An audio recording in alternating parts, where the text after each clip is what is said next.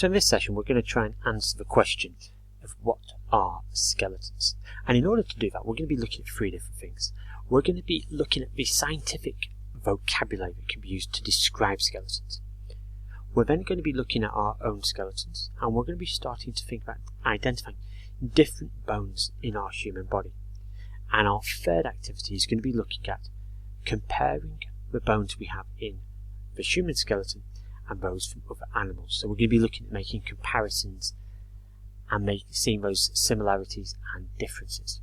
But before we start on those, we've got a couple of questions I'd like us to look at.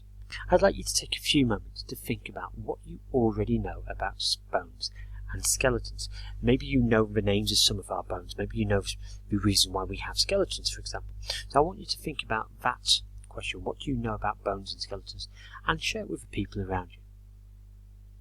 And then I want you to think about, why do you think we have bones? Why do humans need them? And again, that's one of the ones I want you to share with other people. So I want you to pause the video and think about those two questions and share them with people.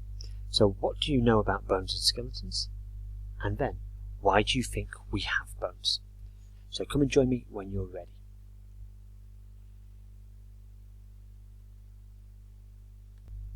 So let's think about why we have bones, because we each have a framework of bones inside our bodies, and this framework that you can see on the screen in front of you is called a skeleton. And these bones are exceptionally important. We have bones to support our bodies, to protect all the important organs inside our bodies and to help us move.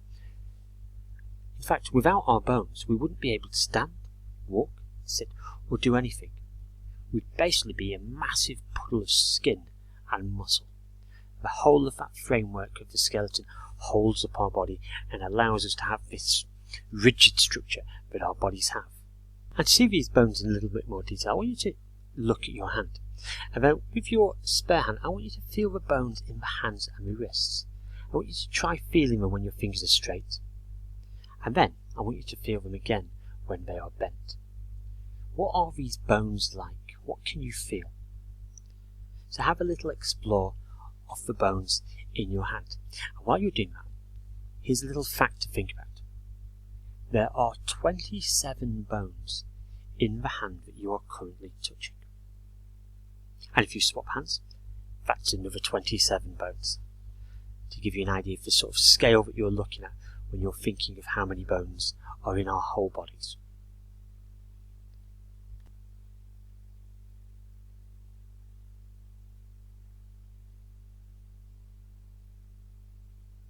Now let's go back to that original image we had of the human skeleton.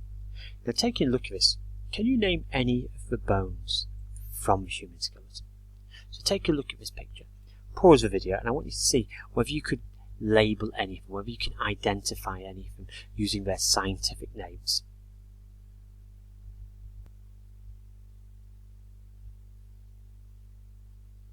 So let's see how you did identifying these bones. We're going to start from the top and work our way down to the bottom. And at the very top, we can see that we have, and moving down, we can see that we have our collarbone, and then our shoulder bones. The next one that we come to isn't simply one bone, but is a group of bones, and these are our ribs. And then moving down the body further, you can see the spine. That's the long one that goes all the way from sort of our waist to the top of the bottom of our skull. And this is the spine, or in scientific terms, the vertebrae. And that's going to be a word that we're going to be visiting quite a lot in this unit.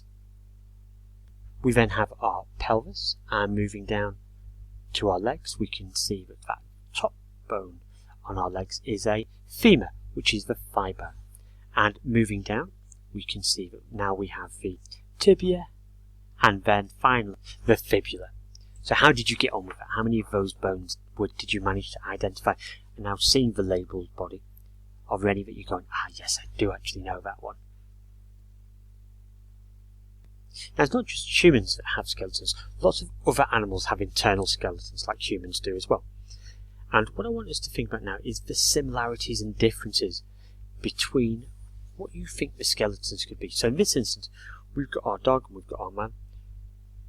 what do you think the similarities and differences could be between their two skeletons?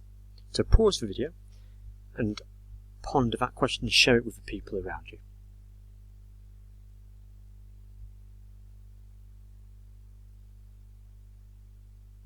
And what about this one? What's the difference between a human skeleton and a fish skeleton?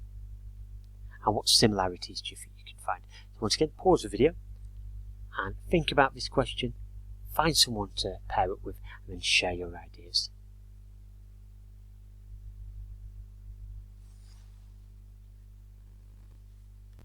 Now, all animals, including humans, that have internal skeletons, skeletons on the inside that you can't see, are called vertebrates. Now, one thing all vertebrates have in common is a backbone. So that's the spine for humans. Now, some animals may have a bigger one than others, but all animals with a skeleton have this backbone. Now, why do you think this is? And looking at the images on here, can you spot the backbones from these vertebrates?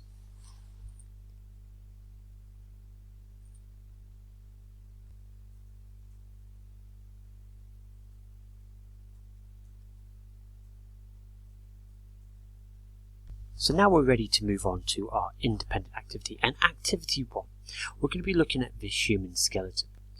And your job is going to be to label the different bones from that skeleton.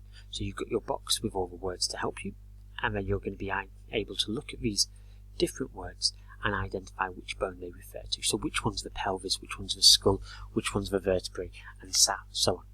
And start with the ones that you know straight away to see whether big gaps can help you with those that you're finding a little bit more difficult. Then our next activity is going to be looking at these different picture cards of the animal skeletons. And you're going to choose just one of these animals.